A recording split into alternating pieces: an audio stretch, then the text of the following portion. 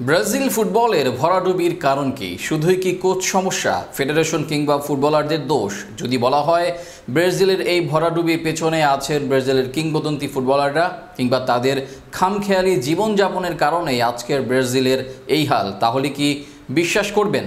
বিশ্বাস না করলেও এটাই সত্যি, ব্রাজিলের বর্তমান জেনারেশনকে ডুবিয়ে দিতে এই দেশের কিংবদন্তি ফুটবল তারকাদের অবদান নিয়ে বাকি অংশ থাকছে প্রতিবেদনে। নিঃসন্দেহে ব্রাজিল গ্রেটেস্ট ফুটবলিং ন্যাশন। যুগের পর যুগ ফুটবলে রাজত্ব করা সেই ব্রাজিল ফুটবলেরই এখন নাজেহাল অবস্থা। এর দায় কার? আপনি হয়তো কোচ, ফেডারেশন কিংবা ফুটবলারদের উপর দায় চাপাতে পারেন, তবে যদি বলা হয় এর বাইরেও ব্রাজিলের কিংবদন্তি ফুটবলারদেরও সমান দায় আছে, তাহলে কি আপনি মেনে নেবেন? মেনে নিন আর না নিন, এটা কিন্তু চিরন্তন সত্য। চলুন তাহলে মিলিয়ে নেওয়া যাক তাদের দায় আসলে কতটা। একটা বিষয় একমত হতে হবে যে ব্রাজিলের কিংবদন্তি ফুটবলার যারা আছেন বা ছিলেন, তারা আসলে অবসর নেয়ার পর দেশের ফুটবল এগিয়ে নিয়ে যেতে কি পদক্ষেপ নিয়েছেন? তেমন কাউকে কি ভালো কোচ হিসেবে ফিরে আসতে দেখেছেন? দেখেননি। এমনকি তারা ফুটবল সংশ্লিষ্ট কোনো কাজের সাথেও জড়িত থাকতেন না। শেষ হয়তো একজনের নাম বলা যাবে, তিনি দুঙ্গা। রোনালদো, রোমারিও, কাফু কিংবা রোনালদিনহো কেউই কোচিংয়ে আসেননি, তবে তারা বিভিন্ন অনুষ্ঠানে গিয়ে বর্তমান ফুটবলারদের ক্রিটিসাইজ করতে ভুল করেন না। কাফু তো ব্রাজিলের ফুটবল নিয়েই সন্দিহান। শেষ কোপা আমেরিকা শুরু হওয়ার কথা মনে আছে?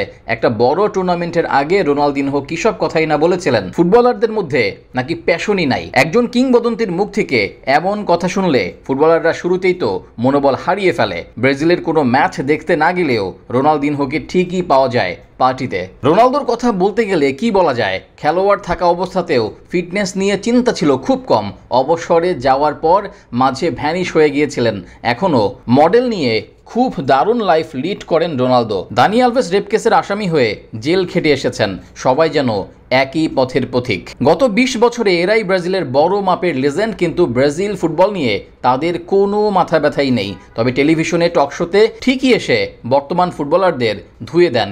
গ্রাউন্ড লেভেলে গিয়ে ট্যালেন্ট হান্ট করা কিংবা কোচিং স্টাফ হিসেবে থাকা কিংবা কোচিংয়ে আসা, কোনো কিছুতেই তাদের কোনো আগ্রহ নেই। অন্যদিকে আর্জেন্টিনার দিকে তাকালে দেখা যাবে তারা একটা কোচিং হাব। লাতিন দেশ তো ভালো, ইউরোপেও কোচিং করে দাপিয়ে বেড়াচ্ছে এক একজন আর্জেন্টাইন এক্স ফুটবলার। এই যে আর্জেন্টিনার রিসেন্ট টাইমের এত সফলতা, তার মূলে কিন্তু রয়েছে এসব দায়িত্ব পালন করা আর্জেন্টাইন এক্স লিজেন্ড ফুটবলার। শুধু স্কালুনি না, কোচিং টিমে মেসির আইডল পাবলো আইমার, ওয়াল্টার স্যামুয়েল, বয়সভিত্তিক দলে মাসচেরানোর মতো আর্জেন্টাইন লিজেন্ডরা কোচিংয়ে যুক্ত। তবে ব্রাজিলের কিংবদন্তিরা চেনেন বার আর সেখানে গিয়ে মত্ত হয়ে পড়ে থাকা।